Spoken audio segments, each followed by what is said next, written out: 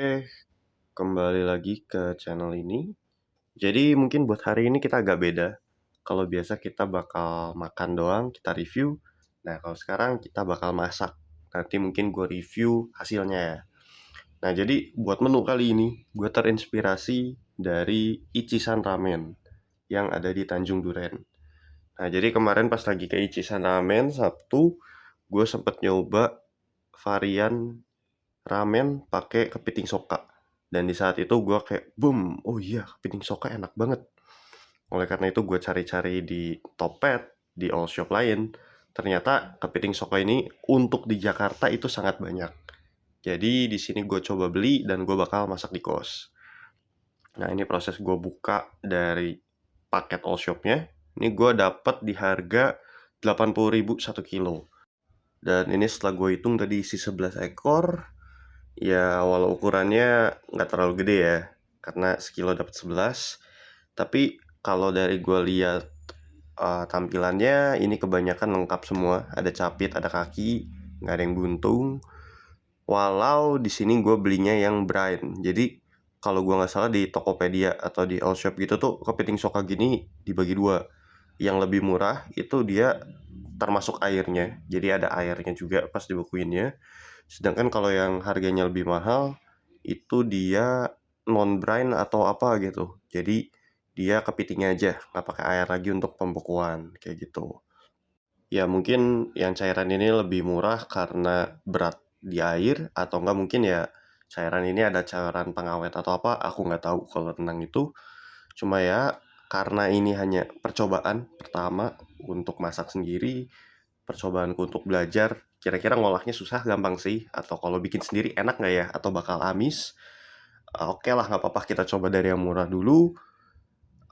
Lalu di sini gua beresin dulu, gua taruh masukin lagi ke freezer sebagian, gua keluarin sebagian buat gua coba masak langsung. Oke, pertama kita rendam dulu di sini. Gua baca-baca dia rendam pakai air es, jadi gua pakai es batu. Lalu di sini gua bakal nuangin lemon karena gue cukup anti dengan yang namanya amis-amis ikan kepiting kayak gitu, cukup anti. Dan gue baca-baca di internet lemon ini bisa ngurangin amis tersebut. Lalu di sini gue juga tambahin garam, cukup banyak ya garam ya untuk rendaman si kepitingnya nanti. Nah sebenarnya kalau masak kepiting yang non soka atau yang biasa itu biasa kan direbus dulu.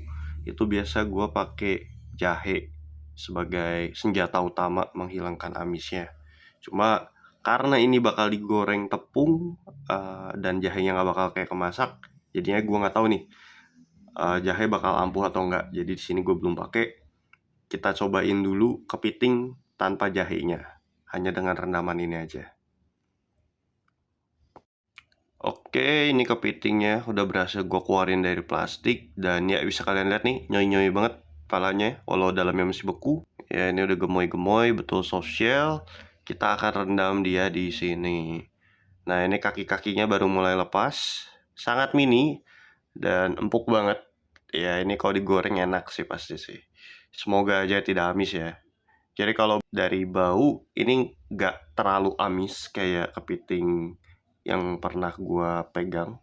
Gue pernah beli beberapa kali kepiting mati yang dibekuin atau capit kepitingnya aja. Nah itu lebih amis daripada ini. Ini nggak terlalu kecium ya. Bakal rendam 10 menit lalu kita akan balik lagi. Oke, kita mulai proses kepitingnya. Ini udah makin gemoy ya dia, makin makin lembek kalau udah nggak beku ya. Ya dari bau ini udah ada mulai muncul amisnya. Tapi kita coba bersihin dulu aja. Semoga kita bisa menghilangkan bau-bau amisnya. Nah, kita balik dulu dia, kita lepasin bagian penutup bawahnya. Karena ini jantan jadi kecil ya penutup bawahnya. Terus ini mukanya perlu kita potong. Nah, gua nggak ada gunting jadi di sini gua pakai pisau aja. Jadi mata, mulut gitunya kita potong sih kalau kepiting kayak gini. Nah, ini kalau kalian lihat itu ada cairan-cairan hitam, betul itu keluar dari kepitingnya. Dan ini dia cukup banyak apa ya? Kalau biasa masak kita sebut kalau nggak telur empedu ya, atau ya si crab butternya itu dia cukup banyak. Di sini gue bakal buang crab butter, dan yang gue lagi pegang ini itu insang. Insangnya ini bakal gue tarikin karena insang nggak enak kalau buat dimakan. Dan yang crab butter tuh yang kuning-kuning buat beberapa orang ada yang doyan. Cuma gue kurang suka crab butter ini, biasa penyebab amis dari si kepiting. Ya, oke. Eh, Tempurungnya lepas, cuma nggak apa-apa. Kita fokus bersihin dulu dari si insang ya, dari insang kayak gitu. Nah ini insang juga kita buang. Yang mana insang, yang mana daging, kalau kalian pas lagi bersihin harusnya kerasa sih kalau insang itu ada agak kasar. Nah ini bisa kalian lihat di sini. Kepiting soka gua sangat mini dan sangat kelihatan rapuh sekali, dan akhirnya juga udah bau amis karena si kuning-kuningnya tadi itu banyak. Di sini gue bilas sebentar ya. Oke, ini hasil gue bilas bersih dari crab butternya tadi. Ya kalian bisa lihat nih tempurungnya lepas. Bening ya dia, kelihatan cakep. Lalu ini daging kepitingnya setelah dibersihkan, wah putih ya, bersih ya. Dan bau amisnya hilang, capit segala macamnya masih nempel, jadi ya nggak terlalu fail walau cangkangnya lepas. Dan kalian bisa lihat itu udah full daging, nggak ada insang-insang lagi. Selanjutnya lanjut kita goreng aja ya guys. Oke, di sini gue pakai tepung yang simpel aja ya, yang sudah serbaguna, udah pasti enak. Karena gue lebih pengen nyoba, apakah kepiting soka ini mudah dibuat? Atau saya harus kembali ke restoran-restoran mahal itu untuk makan kepiting soka? Oke, kita tabur secukupnya aja ya, tepungnya nggak usah banyak. Lanjut, kita mulai dari si kecil ini. Oh, masih ada yang nyisa dikit insang tuh. Oke, kita keringin dikit. Wiggle, wiggle, wiggle. Lalu kita taburkan, tempelkan dia ke tepung. Wih, sampai udah nggak kelihatan warnanya. Full putih, ketutupan tepung. Nah, ini kayak tepungnya masih kurang. Oh shit, jatuh. Oke, kita tambahin lagi tepung kali ya. Biar nanti lebih crispy, lebih banyak bumbunya. Nah, kita pastiin kaki-kaki capit-capitnya kepisah. Biar nanti kalau pas digoreng tuh masih ada bentuk-bentuk kepitingnya. Ini di sini gue lagi nyoba berusaha ya nempelin tempurung beningnya lagi tadi. Oke, cukup nempel. Kita taburin tepung juga, tepung bumbunya juga di cangkang. Oke, karena nempel gampang dibalik. Kita taburin lagi di bawahnya, di sekitar capitnya, dan di tempurungnya. Biar ada rasa semua, hilanglah kau amis-amis. Nah, mungkin sekarang kalau kalian lihat bentuknya lebih mirip ubur-ubur ya daripada kepiting ya. Cuma ya ini kepiting kok guys. Kaki-kakinya kalian bisa lihat udah kepisah masing-masing. Semoga nanti pas digoreng nggak nempel ya kaki-kakinya. Oke, kita lanjut ke penggorengan. Oke, minyak udah panas, langsung aja kita masukin tuan crab yang habis ganti kulit. Jedar. Push. Push. Oke, secara warna dia langsung ganti ke merah. Kakinya dia nggak ada yang nempel, cakep banget. Dan wangi ya, wangi banget nih. Kepiting soka digoreng, wangi. Wanginya mantap sih ini. Oke, kalau udah satu sisi kita balikin aja. Ya kalian bisa lihat tuh ya tempurungnya udah merah, cakep banget warnanya. Harusnya cepet sih ya kalau dari tebakan gua, karena dia dagingnya imut-imut banget. Ya kalau kelamaan malah nanti kayaknya kering deh. Kita biarin dulu aja bentar. Ini gue goreng selama 1,5 menit sampai lebih kecoklatan ya. Ini gue fast forward aja videonya, kurang lebih 1,5 menit gue masak nih kepiting sampai dia ke golden brown.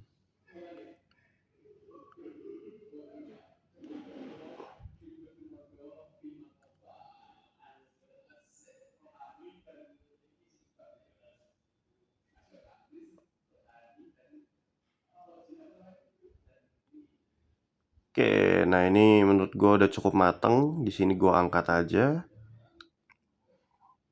Cakep ya, cakep banget ya kakinya masing-masing gitu. Merahnya juga merah cakep. Kebayang tuh daging lembutnya kayak gimana. Oke, jadi ini foto hasilnya. Gue nggak videoin gue makan karena gue langsung makan pas panas-panas. Dan gimana rasanya? Sangat enak. Mirip banget sama soft shell yang gue beli di Ichisan tadi. Ya kepiting, saus kulit lunak garing. Dah, itu rasanya kayak gitu. Enak. Kalau gue bersihinnya sangat bersih itu nggak terlalu amis. Tapi karena enak banget, jadinya di sini gue eksperimen lagi menggunakan bumbu lain. Nah, ini bisa kalian lihat warnanya ada yang ireng-ireng ya, ada yang hitam ya. Nah, itu ala lada hitam gitu. Gue mencoba mengikuti kepiting lada hitam favorit di Bandung atau kepiting parit, cuma belum mirip ya. Walau ya oke, cuma kurang lah. Di adonannya cuma ditambahin black pepper, tapi ya belum terlalu kerasa kayak gitu. Nah, ini pas part kedua kali dari yang gue coba, rasa masih enak, walaupun ada sedikit problem. Di part kedua ini, di masak kedua ini, yang udah banyak ini, gue bagi dua. Ada yang bersihin pure bersih, ada yang gue sisain si crab butternya atau si kuning-kuningnya tadi. Dan yang ada kuning-kuningnya, jujur buat saya terlalu amis. Tapi buat pacar saya, beliau suka kepiting, beliau suka telur kepiting, beliau suka yang cukup amis-amis. Jadinya dia tetap doyan, bahkan lebih doyan yang kuning. Kayak gitu. Jadinya balik lagi ke selera kalian. Kalau kalian suka yang amis, silahkan biarkan kuning telurnya tetap ada. Kalau tidak suka amis, hilangkan saja. Full goreng kepitingnya.